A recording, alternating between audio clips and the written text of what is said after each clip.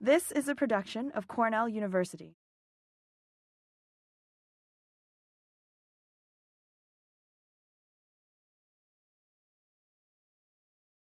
First, please allow me to acknowledge and thank our donors, Barbara and David Zalaznick, who through their generosity have so enriched our lives here in Goldwin-Smith Hall. Thank you, Sarah Rice and Marianne Marsh, and thanks to my colleagues in creative writing whose hard work and vision have made and continue to make this series and the program here at Cornell such a success. Finally, thank all of you for joining us this afternoon. Today, the Spring 2014 Barbara and David Zalaznick Reading Series presents Alumni Poet Reading with Adele Dazeem. Okay, not really, because this is not the Oscars, but there will be prizes, just you wait. Our readers today are Jose Perez Bedoya, class of 04, Elizabeth Lindsey Rogers, class of 11, and Anne Marie Rooney, class of 11. I'm going to be as brief as I can and tell you just the tiniest little bit about each of them, and then get out of the way, because I am sure you'd rather hear them read than hear me talk. These are poets whose work thrums with serious quirk and vibrant wisdom. Jose Bedoya is the author of Throng, published in 2012 by And Now Books. He has received the Madeline P. Plonsker Emerging Writers Residency Prize and fellowships from the Santa Fe Art Institute, the New York Foundation of the Arts, and the National Endowment for the Arts. A transplant from the Philippines, Bedoya lives in Ithaca, where it is entirely too cold, and is at work on a new collection of poems. This is the part, Jose writes in The Reunification of the Body, when you put everything away, where no one can tell the difference between the wind and a human being.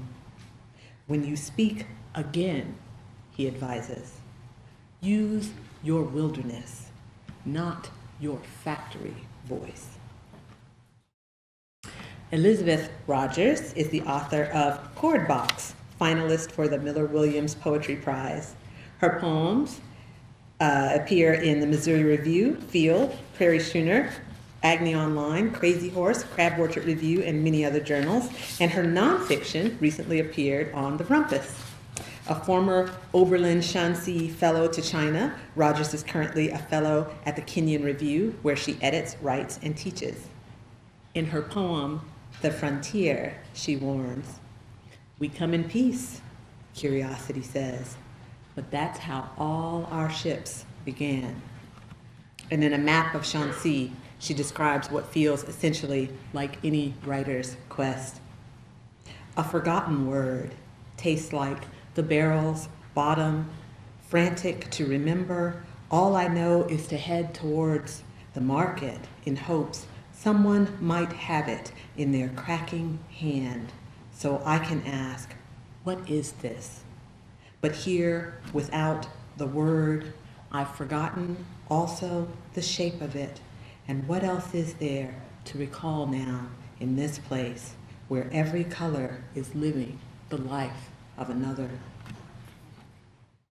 Anne Marie Rooney is the author of Spitshine, as well as the chapbooks The Buff and Shell of an Egg and Effort. Her work has been featured in the Best New Poets and Best American Poetry anthologies and received the Gulf Coast Poetry Prize, the Iowa Review Award, a Barbara Deming Grant, and others. A founding member of Line Assembly, she currently lives in New Orleans, where she works as a teaching artist. In the talent competition, she writes, "The talent competition for Miss Oklahoma contest was about to begin, and I couldn't find my chastity belt." She ends that poem, "But all at once the curtain's horrible whispers hushed and the show began. I loped on stage like a shiny gasoline bandit. Cough and aerosol filled the dry air. At a loss, I told a story about sweating doves. When I looked up, the camera tears were streaming. They had overlooked my indiscretion. I was overwhelmed by joy. And there it was in the third row. I lit a match and dove, brilliant, into the astronauts. And on that note, let's start today's show with an award. Some of you may be aware that graduates of our MFA program are eligible to teach here at Cornell as lecturers in English for the 2 years following their graduation. The first of these years is paid for in part with an endowment by the generosity of Philip Freund, class of 1929, whose will provided our program with an endowment intended to benefit creative writing graduate students. Since 2011, the Philip Freund Creative Writing Fund has enabled us to offer 2 years of lectureships for all MFA students. Philip Freund's generosity did not end there, however. The Freund Endowment has also made a new benefit available to our graduates. Today, I am pleased to announce the Philip Freund Prize for Creative Writing, an award which will honor these graduates upon their first major publication after graduation with an honorarium of $5,000.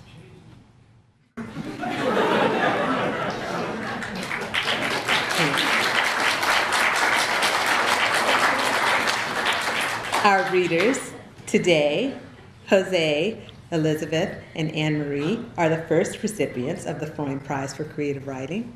Welcome back. And if friends are wondering who's buying later, I think it may be you.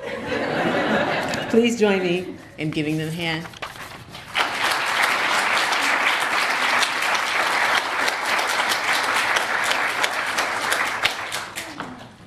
Oh my God. My knees are like more jelly-y than they would have been anyway. Thank you, Lyra. It's so strange and lovely to be here.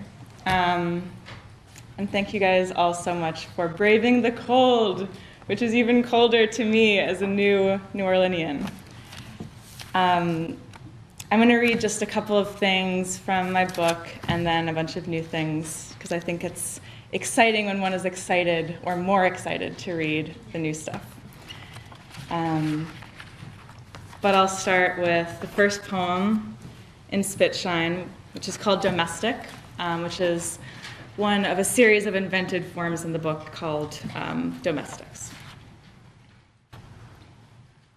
There is a house to me. When Saturday leaves a gradient of onion on the floor, I open a mouth, which is also a corner. Who can say this also isn't mine? The sparrow of belong to has smaller than nowhere to fit.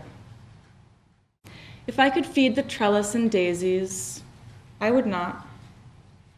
I would not feed the trellis or that which has never sweat against a screen door or door, which can't be mine either. Each plank fretted up as if mistakenly gardened. I would never water the ankles of anything.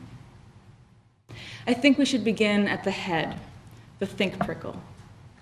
If I could be paid and water earned back, I would crater the kitchen and stop the smokestack.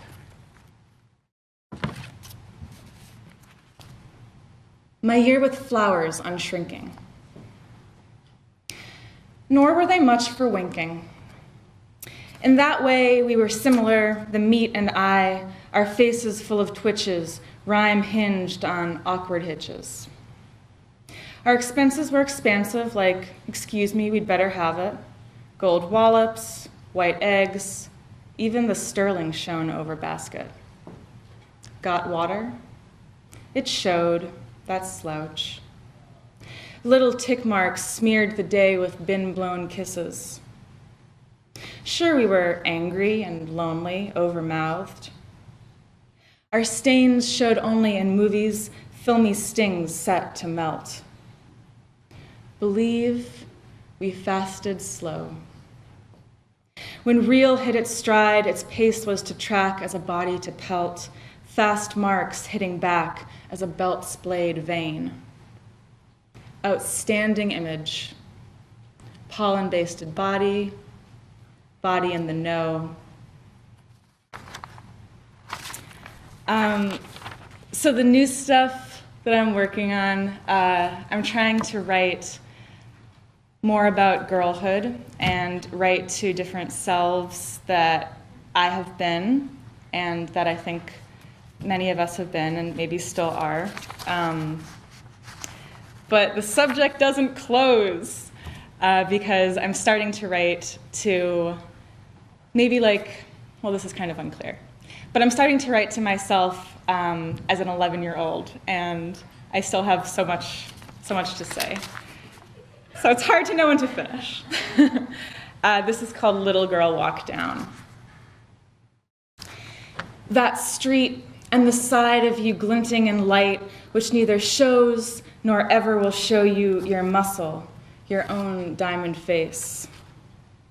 It practices a monument open in you, steep chamber of rock that's becoming.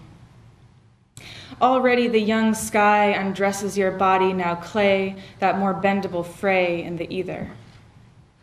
Little, but without throat. Walk down the tender of this slab street or glow you can't own, not now in the crumbled scene. It is not your fault. It's not your frame twitching open. It will close the day soon, and the dread roughly mounts. Climb littly upon it. Though it is low, get up there, crow. Girl shoes coming off the street in clouds, invisible songs where you've been, legs where you've been, and strong ankles don't break. Code you taps out your blessing on the world, but stomp it too. Flame the dress into further gold, still sharper. There's no way to approach a tree, don't approach it. Girl's string flipping out of you, you are turned back to blight if you are quiet. Dust is the threat of being an outside girl, and it smooths. Your face can shine the street you'll shine, but also keep its water hard. Girl, climb the street as muscle thickens. It is more than ribbon to your light work.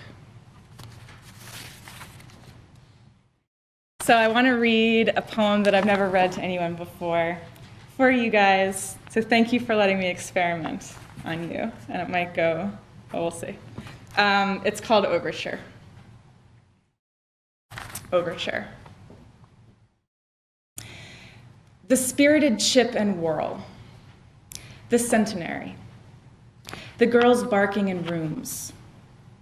No one on a corner who sings. And air drying, and entered. I have not been unhated. When I read the words, I sunk listing higher. Mountains that moved the building. Soundwork flinched into its sentence again. What's gained, the embodied, a sparkle on Raleigh wedding. Snow which has climbed, been climbed. The intranasal spackle of playoffs, pet peeves, bubble twins and stirring woods, a witch. Has writhing clammed the big one, which? The socks long striped and knowing. Girls barked till I knew I didn't know them. Not hated and pleased. A little seldom silvered on the borrowed down then lifted. Hurried to sense. Sensate. I was separate from the anchor there, was cinched to the waist.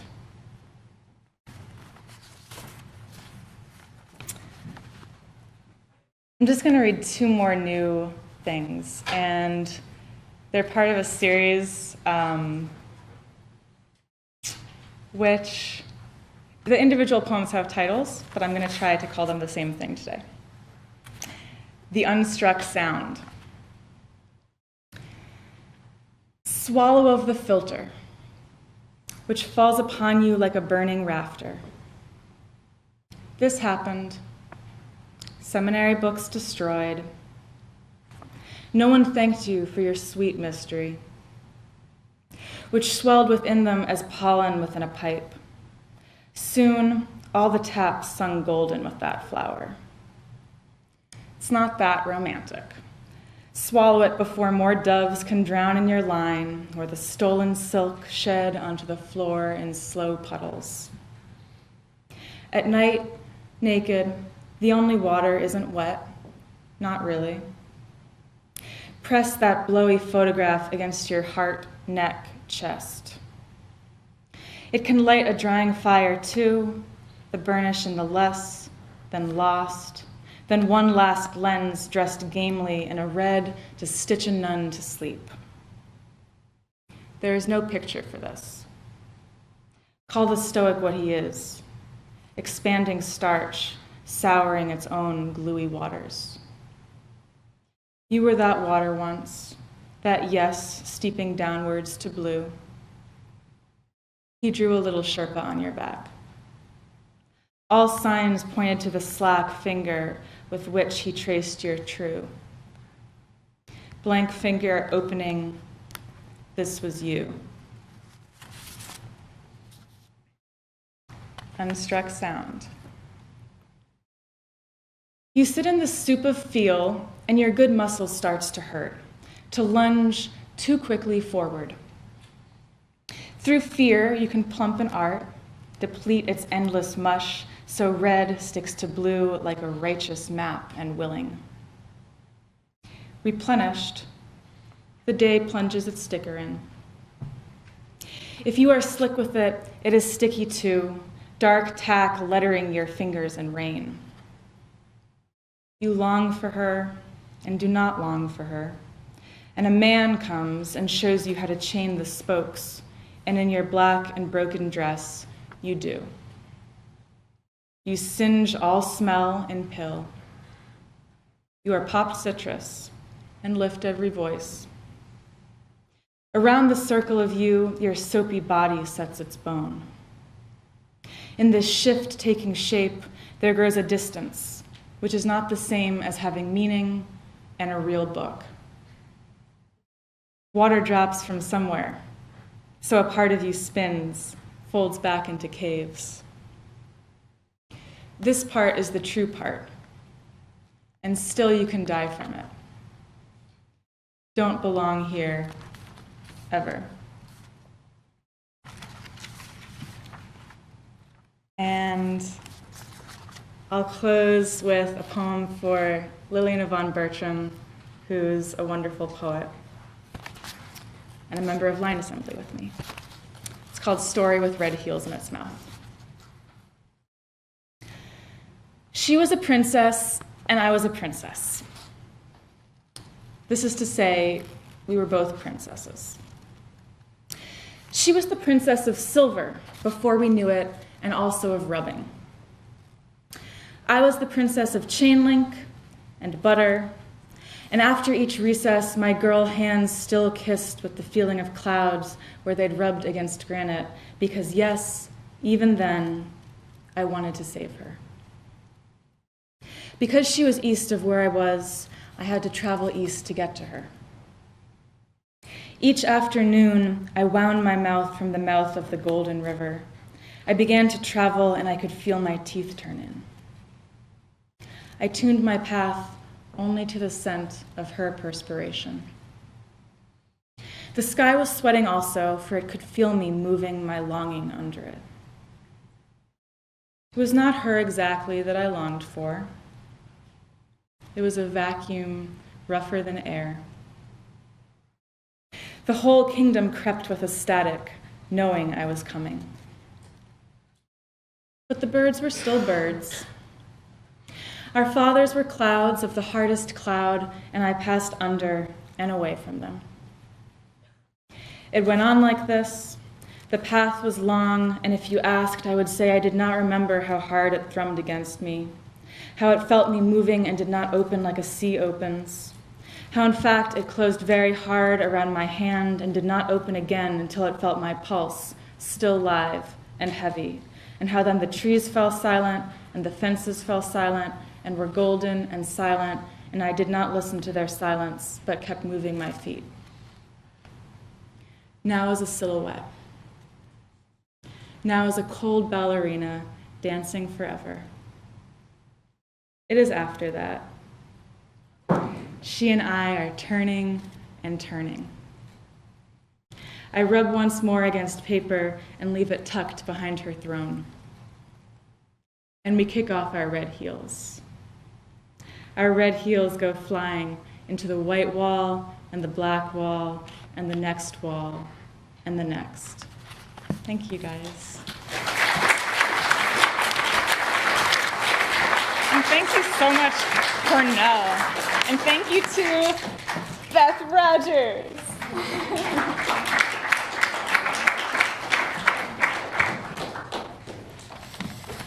Thank you so much for having me. I've been dreaming of this day for a long time.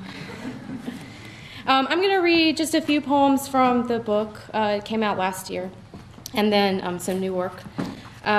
This first poem is from the first section of the book. The first section is a long coming-of-age sequence, and it revolves around studying music. I studied classical guitar when I was a teenager. So this is just a short poem from that section. It's called Duet in E minor, 2002. Cold weather, we agreed, was bad for the instrument. All winter long, you'd driven me to my car, as if dark Capricorn evenings, almost sinister, could split a soundboard in a single seismic instant. The truth is, January's mild in our town. Often I wore that scarf just because you'd smooth it with the back of your hand, then drift up to my girl-glossed lips. Sweetness, you look so good in brown. Come March, there were fewer excuses. Every day I drove with my windows down, the air blowing both ways, like the high E and the low, struck at the same moment. Their ringing enveloped me. I called you and asked, is it possible for you to love two at once? And your yes was like your arm when it conducted the ensemble, a clear source of authority. I knew Anna, the woman you'd loved for 11 years. She was my dance teacher. On Fridays after my music lesson, I'd wear her helmet, 2 sizes too large, riding on the back of your Honda. That spring, I learned wind from all sides.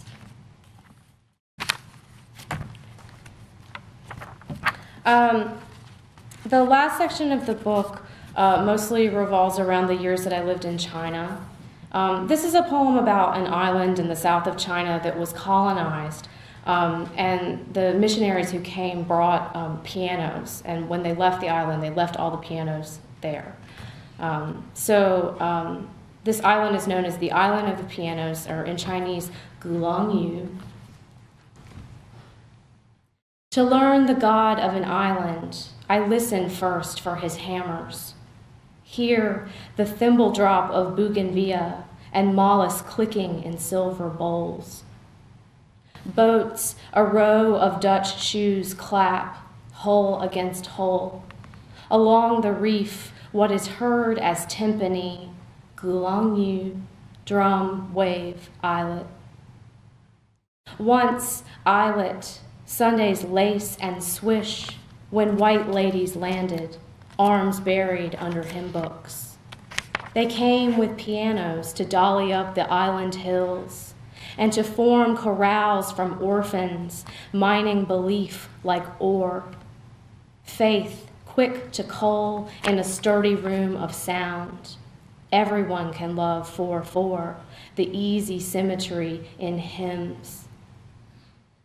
My shadow grows a train as I wander, wrap around porches, and snake through alleys where Tuscan villas mold and yellow. Moon-shaped gates are the old rings to someone's garden.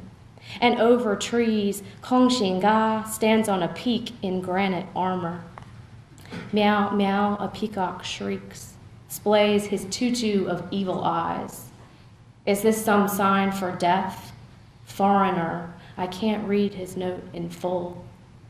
Does he know about the first boy, trained with mutes and levers, then sent by foot to tune against the island's brackish air? Once, some learned arpeggios, others fog and opium. A few climbed cliffs and leapt, gave up their bodies for water. If there is a key for this blue island, it might be B major, both gilt and dark somehow. What drifts now from the open window? Someone loves Chopin's Third Nocturne even in the height of day. As I leave, I pass a school where children clink the first of their scales. Ju, from their teacher, the only syllable I can register. I think it is the ju that means concentrate, join together. Or was it the other one? God, master, nuance, all but the fairy siren dampens, meets the deaf in my ear.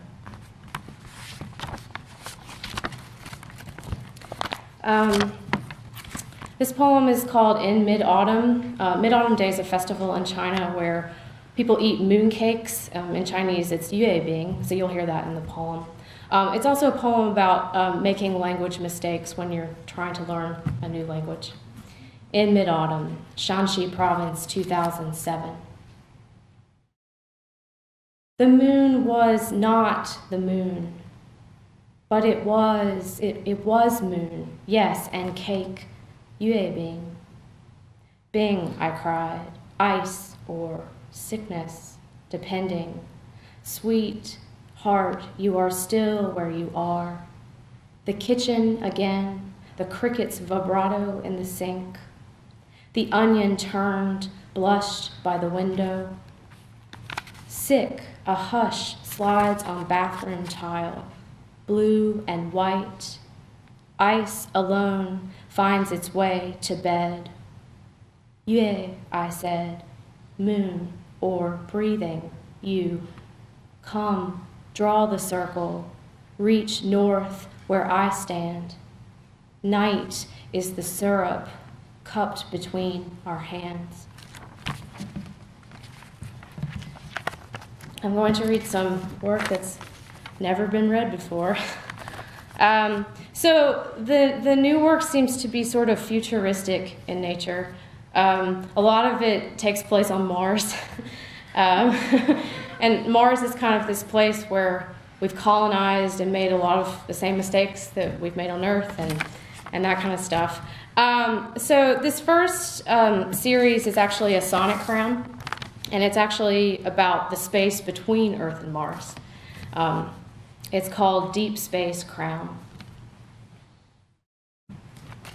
Out the oval, we read darkness. Stars glint like lost sequins or scales numbering a knife's black edge.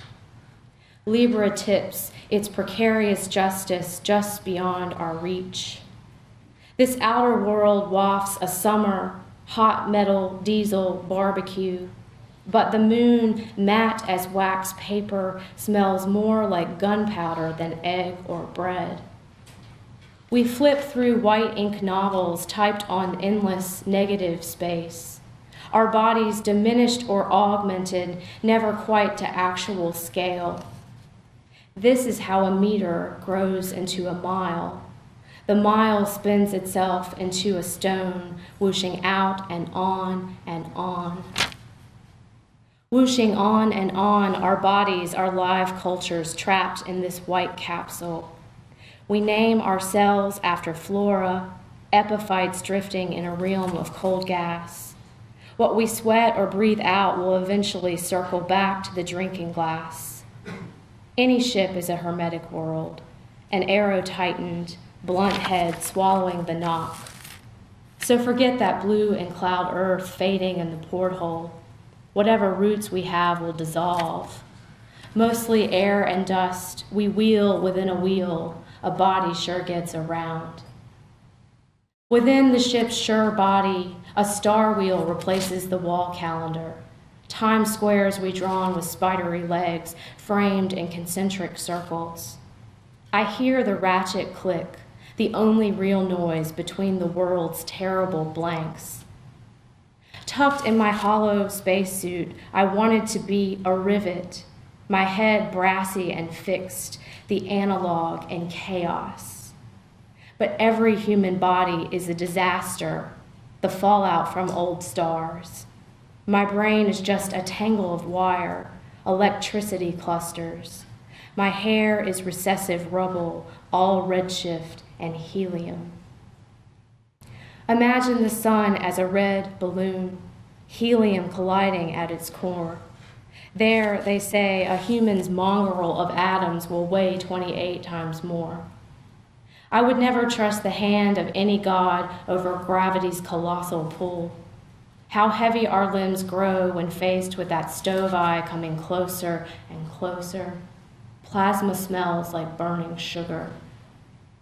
On Earth, you dream of appliances you forgot to turn off, children you abandoned, and, if you're lucky, the power to fly. In space, you dream only of feet touching down on warm sand or wood.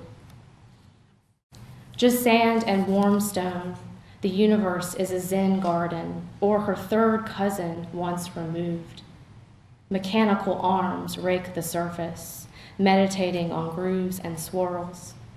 Occasionally, we hallucinate water inside a gravel's white spill. Like the theater, space can render us stiller than rock. When we do move, it is behind layers, white scrim over cloak over skin. These costumes keep us away from radiation, the hot and cold knobs of other worlds. What I would give now for a beach, the sand white or red or basalt. My feet want a real lip of water, not just a backdrop of blue. Long ago, against a blue water backdrop, we turned and mostly felt nothing. We held ourselves up like trees without wind. Whatever substance our spoon contained would flow straight from silver and into the mouth. But now is not then. Now is not even now. Clock hands craving sleep sloth towards the next white number. To think I once imagined space as the smooth texture of coins or zeros, and never as that deep sap that traps and always keeps. Never as our own atoms, suspended in this colloid. Inside the dark, these stars we circle and misread. I want to close today with another poem about Mars.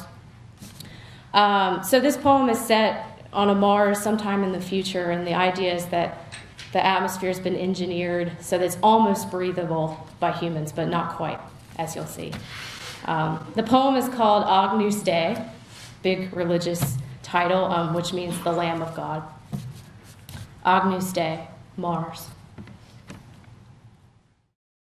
Less than a light year ahead, this atmosphere swirls and thickens towards equilibrium. The first conifers pricking the air, dawn, a blue yonder, the robin's egg. This world that would not move, this world that once looked plain and red as sealing wax, covers its face with grass, with a noise like breath blown in a bottle. Despite the warnings, I'll step out, unhindered by tank or mask, become too winded for words or even listening. I'll wander through white blooms of greasewood, collapse at the mountain's foot. Our drifting, they say, is genetic in nature, a destiny hardwired in our cells or the stars. But on Earth, as the story goes, my kin called out for mercy, sheep down to skin and bone. Their planet had grown too warm without passion, so everyone had to make a choice. We live now without animals, don't know how or what to confess. We only know one prayer. Make this soul a clear high note. Make the dust devils weaken. Make my cells repair. Keep me from ultraviolet arrows. Let the air I hold be sweet. Once, in place of the canary, we sent out a trio of women, a 6-lung test, red flues open. The younger two crossed and lived, rushed back to tell the good news. And the old one, they call her a miracle. They said she went out singing. Thank you.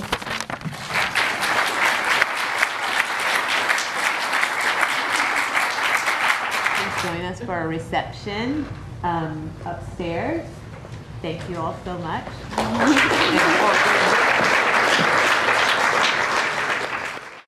This has been a production of Cornell University, on the web at cornell.edu.